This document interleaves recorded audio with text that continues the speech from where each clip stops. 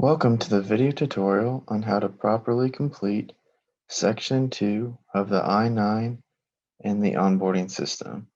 You'll log into eJobs like usual, go up to the three blue buttons up top, hit Employee Records, and that will bring you to the home page.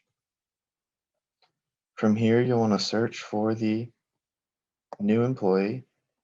You can filter by task name, related staff, which in this case would be test applicant, the checklist, or the due date. I will keep it at all, and like I said, we're looking for test applicant, so it will update as I'm typing, and then you'll just want to verify that you have the correct staff member, you're looking at the right task, and then go over to the action columns, hit the sign, approve, or review button. It's going to pop up a window, and this would be the equivalent where they've already completed section 1, so we'll want to go up, make sure that there are no typos or any information that's incorrect up here. The system will make sure that all the fields are filled as they should, since there's not an apartment number, has to put NA, and so on and so forth. So we just make sure there's no human errors on there. There's citizen, this all looks good. If there was a problem, you could hit unlock down here, and that would allow you to send it back to the employee. So we have it where they've signed and do the translation. Now this is where we come in with section 2.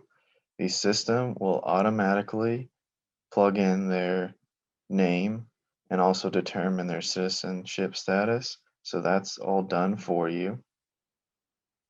Now this is once you've seen these documents in person, you only need to fill out the appropriate column or columns. So list A, you only have to worry about list A. You can leave list B and C blank. Today we're going to get a US passport, so that's what will go here. But say you got a driver's license, which is a list B, and a social security card, which is a list C, you put it B and C respectively. So like I said, test applicant gave us a US passport, so we'll put that in the title. Issuing authority is the Department of State.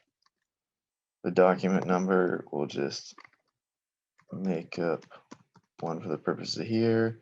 Expiration, it expires in, say, 2 years. And that's all we need to do for this part. You want to make sure you read, because you are responsible for making sure that the information is correct. You are verifying it, that the documents are not counterfeits and they're the appropriate documents.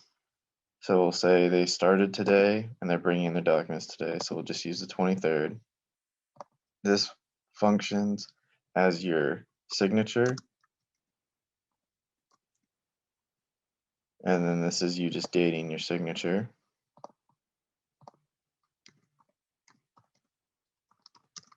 And put your title in there, whether you're a hiring manager, a supervisor. This is the equivalent to printing your name on the form.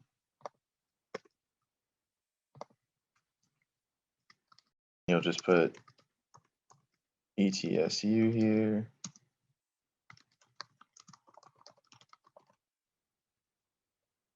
You can just put, you don't have to put your particular department's address. You can just put the main building.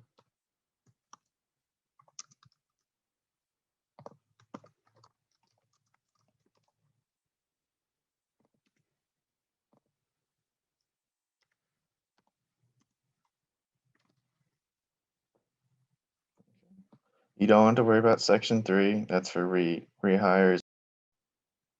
And then for reference, if you don't know which documents fall under what, they do have this useful list down here.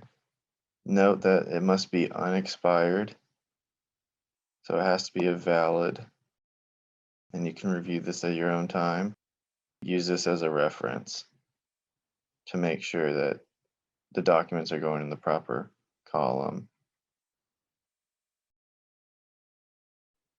So that brings us down to the bottom.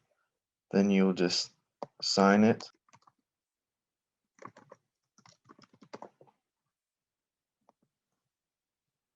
If you want to leave any comments, put this as well. It's not necessary, but you have the ability to. And then go down to submit. From there, you can go over to completed, and it'll keep your search.